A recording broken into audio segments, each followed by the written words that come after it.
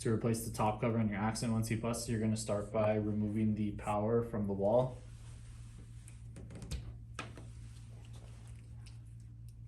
Next, you're going to remove the seat and lid. So you start by putting both the seat and the lid in the vertical position, and then you're going to lift upwards toward the ceiling. You can even push more on one side as you do that, and they'll unlatch. And then next we're going to use the unlocking magnets. They may be stored in your toilet on the side right here. On the bowl plug you can see some metal or a piece of magnet inside of there. There should be one on each side, and you're going to place both of the magnets in these positions right here. So when you do, you can reach back to the back side of the cover and give it a tug forward, and that'll lock everything in place. Kind of hear that click, and then you're going to scoot everything toward the wall.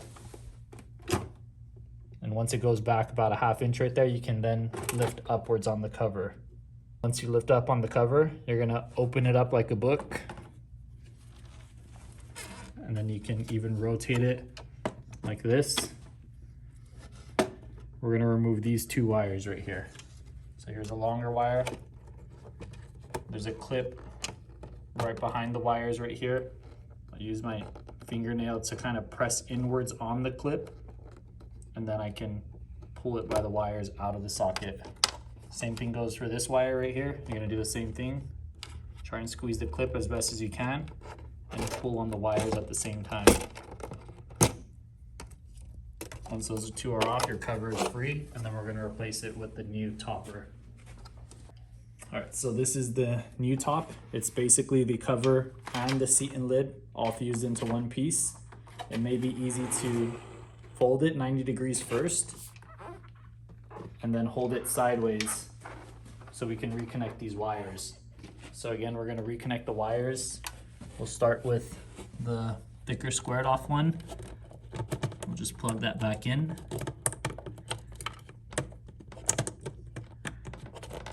And then you can do the longer narrow one and plug that back in. And then now, before we close this up, we're going to pay attention to these little notches. There's one down here, and then there's another one on the opposite end of the cover right up here. These are going to line up with these little L-shaped rails. There's one on each side of the toilet as well too.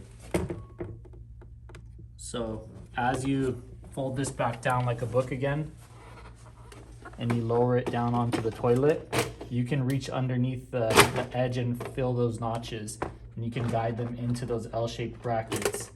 If you do, it'll all sit flush, nice and evenly. Only at that point can you scoot the toilet back toward you to lock it into place. So again, we're gonna grab it from the back, and we're gonna give it a nice click just like that.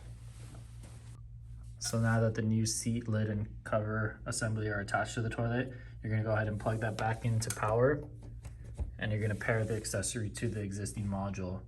You're gonna wait for the 3 beep cue during the startup phase, and then we're gonna repeatedly click on this dial.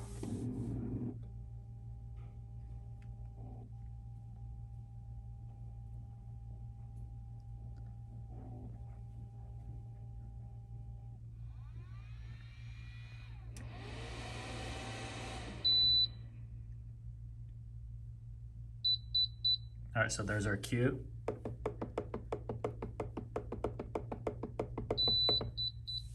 So there's 3 beeps as a feedback response saying that it's successfully paired. Now we're gonna wait for the toilet to finish starting up.